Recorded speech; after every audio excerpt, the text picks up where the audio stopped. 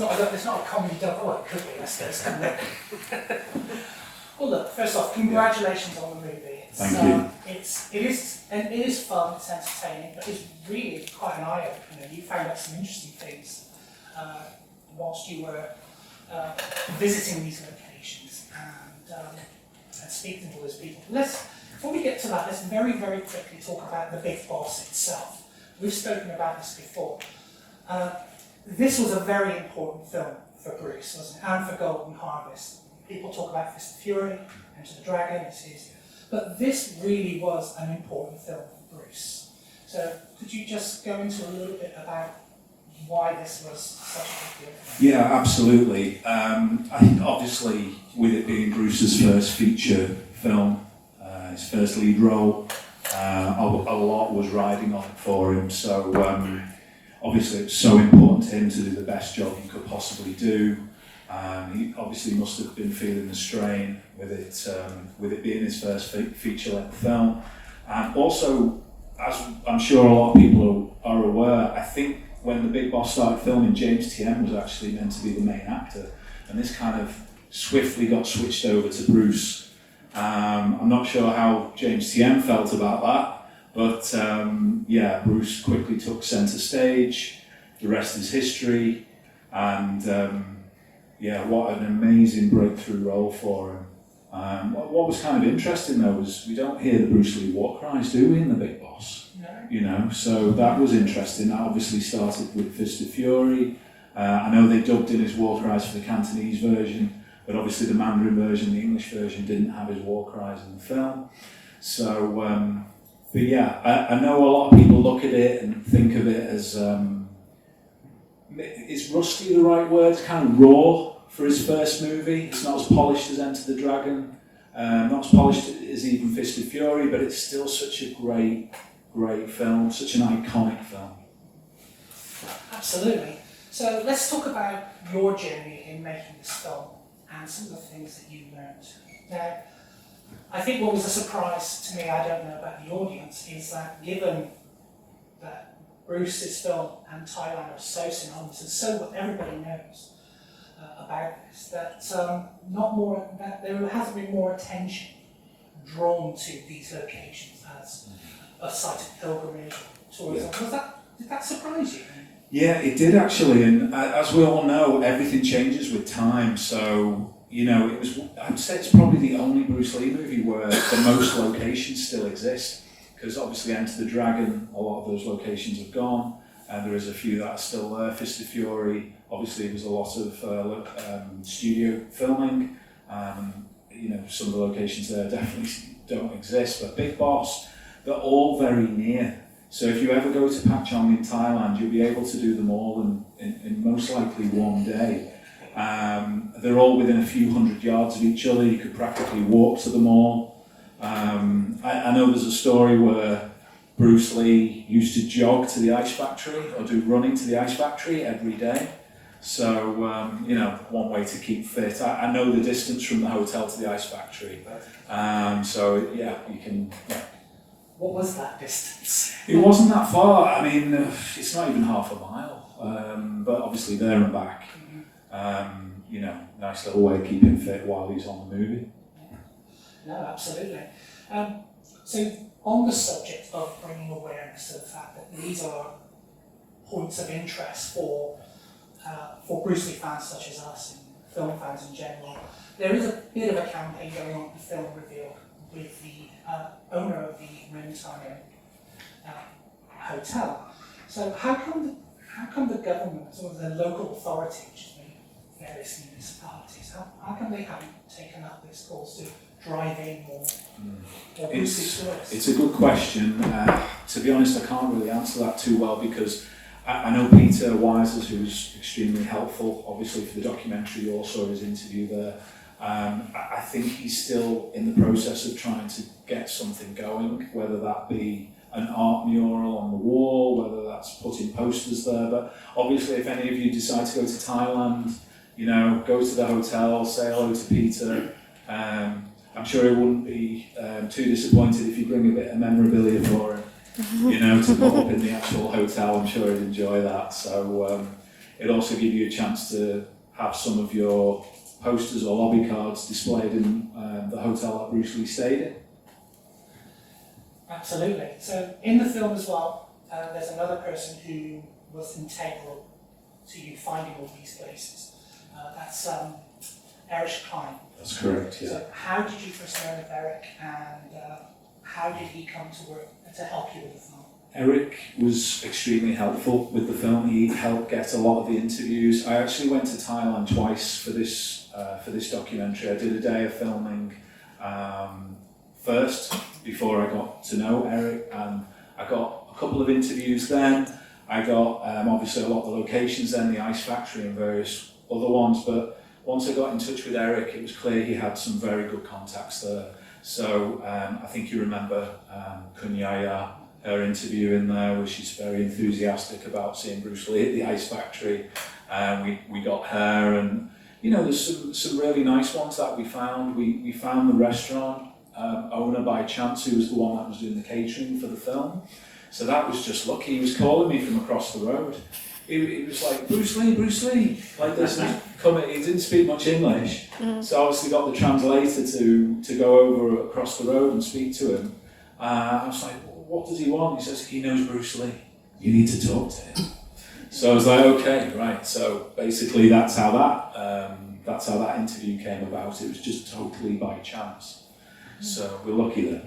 And just touching on what you were saying earlier about how these people that you interviewed, they were all very happy to talk to you, very enthusiastic. There's a point of pride, isn't there, from a lot of the people you've spoken to about Bruce Lee having filmed there, and of course, like in Hong Kong, China, they all knew him from the Green Hornet. So did you really get that sense that they were all very, very happy to be associated with Bruce Lee in the film? Yeah, I think so. You could see actually in some of the black and white still images that you saw in the documentary, and obviously in the numerous publications on the Big Boss, that basically you could see all the people watching. You see all the kids watching. You know, I think wherever they were filming in Pakchong, they had a huge amount of people there to witness the filming. So I think everybody was just so happy they picked a province such as Pakchong, because they could have picked anywhere. It just happened to be Pakchong, which is around 2.5 hours drive from Bangkok. In case any of you decide to go there, I highly recommend it, obviously. I'm sure you'd be more inclined to go after seeing the documentary, so yeah. Okay, well, I think that's enough from me. I'm going to my own voice, I don't know about the rest of you. Why don't we hand this over to you lovely people? So, who has a question for Matt? The gentleman.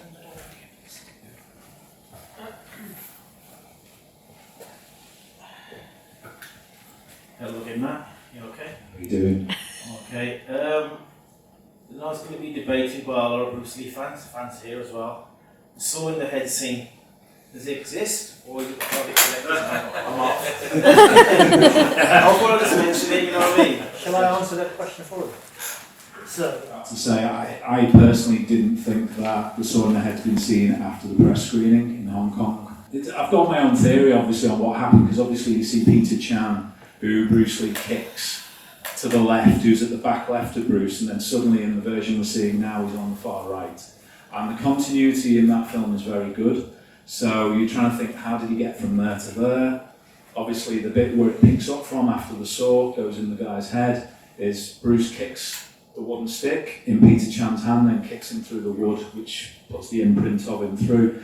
So I'm thinking maybe Peter Chan's come from him from behind, Bruce has ducked or evaded, therefore bringing him on the other side, and then Bruce, we carry on with the version we've got where he kicks the stick, kicks him through the wood. But yeah, I'm not sure too many people have seen the saw in the head. I personally don't think, pull me up on this, I don't think it's going to ever reappear. This gentleman here, please. Yeah, Matt, how you doing? How you doing?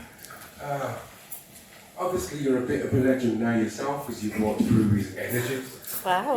I realised when you were stood there, that's the guy that was on the show. So you are a bit of a legend yourself.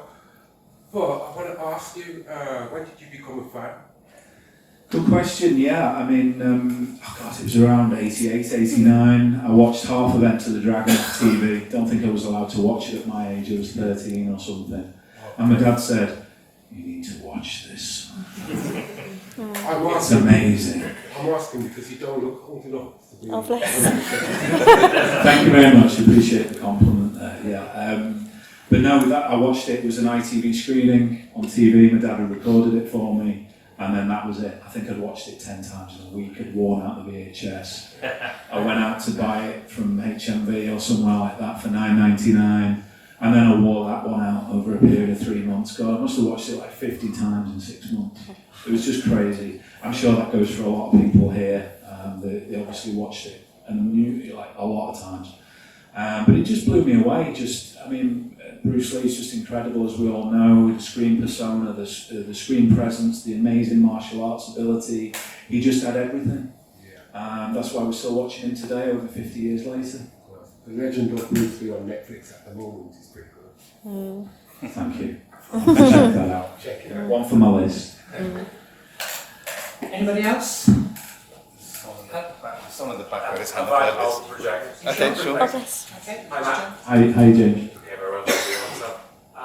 I was wondering for you, so obviously Mr. Klein was taking you to many of the locations himself. I just wanted to know what it was like for you, who obviously a big enthusiast of the film.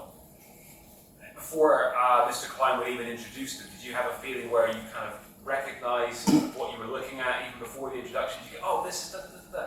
And Yeah. how was that experience? It must have been quite surreal and amazing. Yeah, it was great. To be honest, I found quite a lot of the locations myself, but Eric was very good in finding a few extra ones which I wasn't too sure about. So he was very helpful from that point of view. But I'd done quite a bit of research before I went there already, and I mapped out a lot of the locations to find, and I just couldn't believe how near they were to each other. It was obvious that obviously the film crew went over there, saw a location and saw one across the road and went, oh, actually, that'll work for this bit. Or this train station, oh, that'll work for that bit. So it was easy for the film crew to move from place to place because they were all very near, rather than doing a location change. Obviously, you've got to get the crew, move it to Bangkok, and so on. So it was easier for the crew. But also something that isn't mentioned in the documentary, just a little thing. The Rimtown Inn, or as it was then, the New Wan Chai, it had adjoining bedrooms. So the crew could just get from one room to the other if they wanted to do like chats about the script or things like that. People need to talk to each other for the production. So the rooms have doors going in between the rooms. Yes, one quick add-on to that. You mentioned he was contracted to do a little bit more for Long Street, so he then went back to Bangkok and obviously filmed instant shots and pick-ups and all the rest of it. He only did the first 4 episodes, but Bruce, as we all know, his impact on those was minimalised because he had this spiky relationship with Sterling Silliphant. Yeah. So it's a great shame because the first episode is just fantastic Bruce Lee. It's Bruce Lee the fighter, it's Bruce Lee the philosopher, it's everything that you would imagine Bruce Lee to be on screen. It's more of the real him. And then you got a watered down version of Bruce in episodes 2, 3 and 4, sadly, when it would have been great if there was more of him in those. But I'd still love for that to get re-released. I know you can find it out there, but just like the Green Hornet, wouldn't we all like to see that remastered and re-released? Absolutely love it too. So hopefully soon, with the success of the Arrow box set, you just never know. Thank you, Matt. Great documentary. Thank you. Yeah. Just a quick question. Why was Thailand chosen as the location for the film? Okay, so I kind of fell into it because it was during COVID. And Sorry, not for you to make the documentary. Why did filmmakers choose Oh, Thailand? filmmakers. And Well, that question as well. Good question. I think a lot of Hong Kong films were going to Thailand at the time because it was affordable. It was near Hong Kong. It wasn't costing them a huge amount of money, and it had very different, unique locations.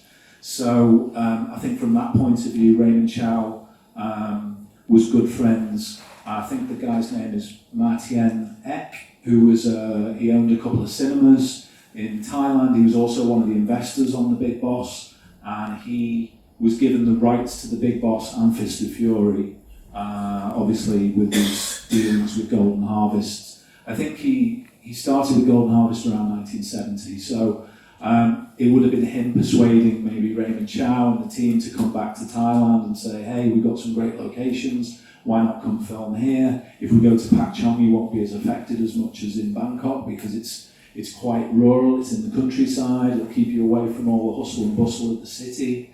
So it kind of made sense. For Bruce, it was a bit of a wake-up call. As you probably know from reading various publications, he obviously it was difficult for him to fit in straight away with the change of food.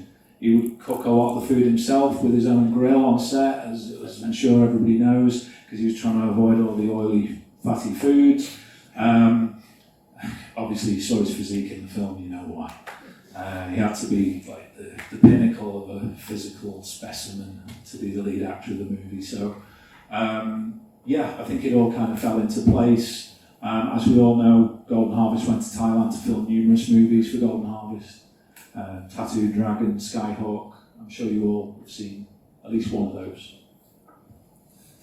Thank you. I think we've got time for one more question. There's a gentleman at the back with his hand up. I think I recognise that gentleman too. Hey, Colin. Matt, what location meant most to you when you visited?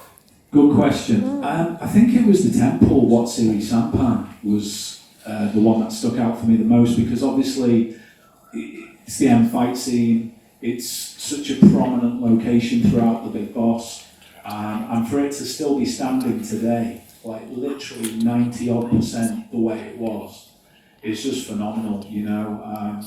I'm pretty sure everybody in this room wouldn't mind getting on the plane to Thailand to see some of these locations. And for me, that was a special one. I enjoyed the river because obviously the river was a famous scene as well. Before obviously Bruce went to do the end fight. But yeah, it was an amazing experience for me, and it will be for anyone else who decides to go to Thailand and see it. Thank you very much for that. Pleasure. I'm afraid that's all we've got time for now. Thank you all so much for coming. Thank you all for showing your support for the festival and, of course, for Matt and his film. Thank you. Thanks.